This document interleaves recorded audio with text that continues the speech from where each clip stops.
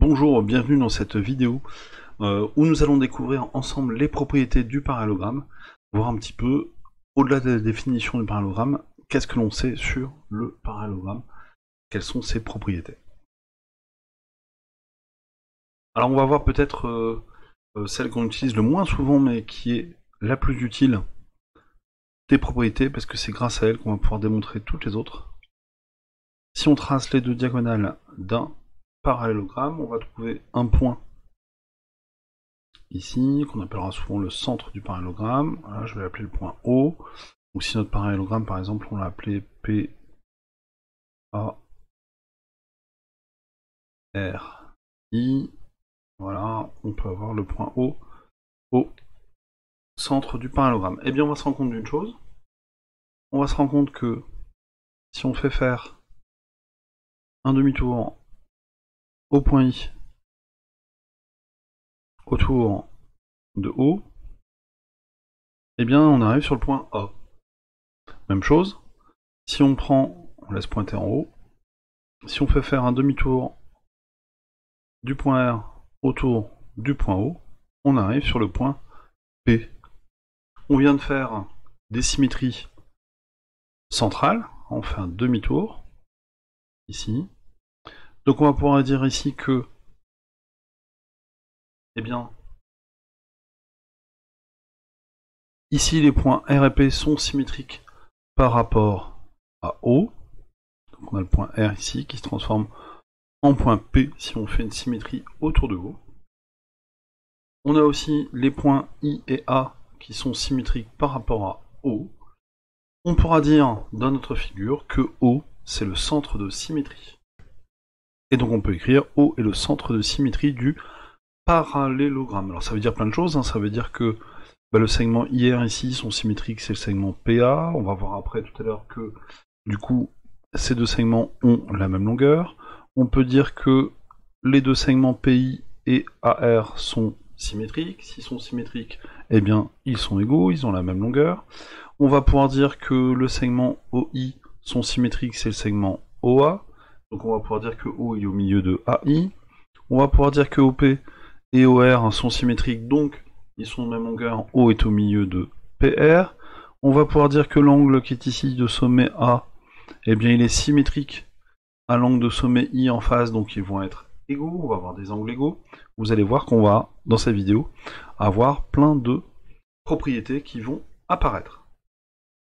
Et donc on va pouvoir écrire une propriété qui dit si un quadrilatère est un parallélogramme, alors l'intersection de ses diagonales est son centre de symétrie. On verra que c'est une des propriétés les plus importantes du parallélogramme. Voilà, s'il y a une propriété à retenir, c'est celle-ci. Alors du coup, on va avoir une nouvelle figure, et donc on va regarder un petit peu les deux segments qui sont ici. Voilà, PI et AR.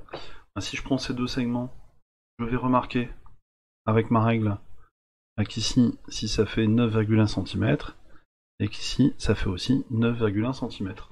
Ces deux segments, ces deux côtés du parallélogramme, sont égaux. On va pouvoir le coder ici avec un petit stylo par exemple. Voilà. Ces deux segments sont de même longueur, et bien tout simplement parce qu'ils sont symétriques par rapport toujours à O. Et donc on va pouvoir écrire une propriété. Donc propriété qui dit si un quadrilatère est un parallélogramme, alors ses côtés opposés sont égaux. Ici, on va pouvoir rajouter par exemple que le côté AP est bien égal au côté IR. Même chose, ils sont opposés, donc ils sont égaux. On peut écrire des égalités du coup de longueur. Hein. On peut écrire que le côté PI est égal au côté AR. On peut écrire que le côté PA est égal au côté IR. Voilà, on va connaître toutes ces longueurs-là dans un parallélogramme. Nouvelle propriété. Donc maintenant, on va aller voir les angles. L'angle PAR qui est ici, et l'angle PIR qui est ici. Et bien ces deux angles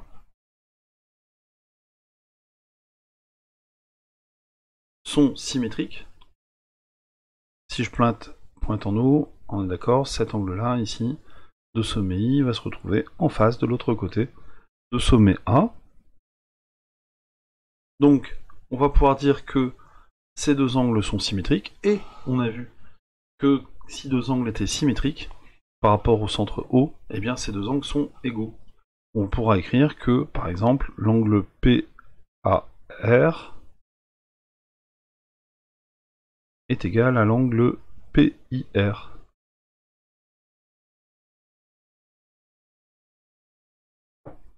Ici. Donc si vous n'êtes pas convaincu, on peut mesurer évidemment au rapporteur l'angle qui est ici, donc 0, 10, 20, 30, 40, 50, 60, 66 degrés. Et donc on va les mesurer l'angle vert. Voilà, ici. Qui fait lui aussi 66 degrés, 0, 10, 20, 30, 40, 50, 60, 60 c'est là, 60 plus 6 petites graduations, ça fait 66 degrés. Ici on a nos deux angles qui font 66 degrés. Donc on peut rajouter la propriété qui dit si un quadrilatère est un parallélogramme, alors ses angles opposés sont égaux. On peut le symboliser sur une figure par exemple en prenant l'angle P qui est ici, l'angle R qui est ici. Alors parfois sur certains manuels déjà ça suffit de dire qu'ils sont égaux en mettant juste la même couleur, ou alors on peut rajouter un petit symbole comme ça, hein, deux petits traits et deux petits traits, pour bien préciser que ces deux angles-là sont égaux. C'est un petit codage. Voilà pour les angles égaux, donc on a deux paires d'angles égaux, hein, PAR et PIR, et on a aussi API qui est égal à l'angle ARI. Voilà pour les deux angles égaux. Alors, autre propriété sur une nouvelle figure, on a vu tout à l'heure que le segment OI sont symétriques par rapport au point O, c'est le segment OA.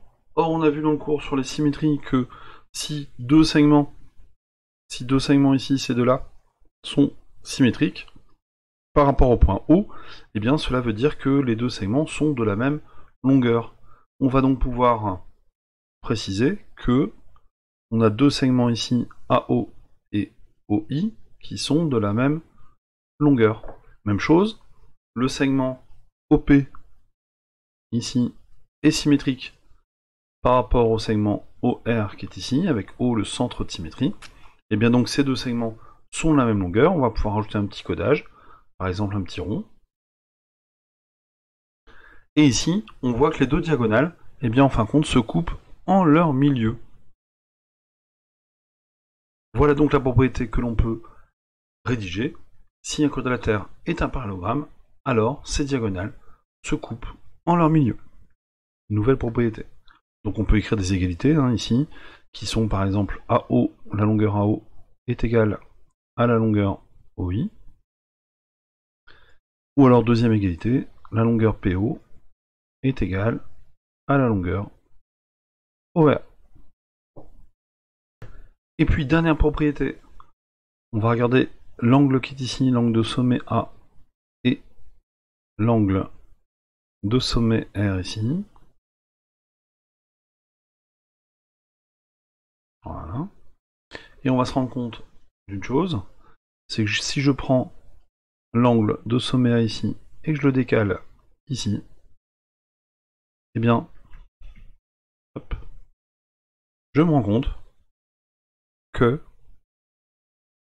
eh bien ici mon angle jaune et mon angle vert, alors je vous rappelle l'angle vert vient d'ici, hein, mon angle vert et mon angle jaune forment un angle plat. On va avoir ici un angle de 180 degrés. Et nous on va dire que ces deux angles sont supplémentaires, c'est-à-dire que quand on les ajoute, ça fait un angle plat. On va pouvoir écrire par exemple que donc PAR, ça c'est l'angle vert. On va pouvoir écrire que l'angle PAR en vert. Si on lui ajoute l'angle jaune, c'est-à-dire l'angle ARI, eh bien, ça va nous donner un angle plat, c'est-à-dire un angle de 180 degrés. Donc voici la propriété qu'on peut écrire.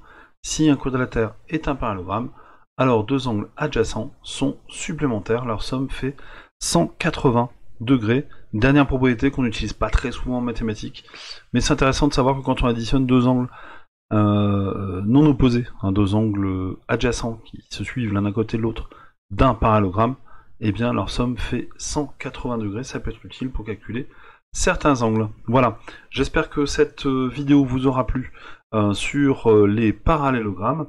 N'hésitez pas à vous abonner à ma chaîne YouTube, vous avez le logo qui apparaît maintenant, ou alors vous pouvez aussi aller fouiller dans les vidéos du niveau 5e par exemple, que je vous affiche également au-dessus. Merci, n'hésitez pas à liker, mais n'hésitez pas à commenter cette vidéo.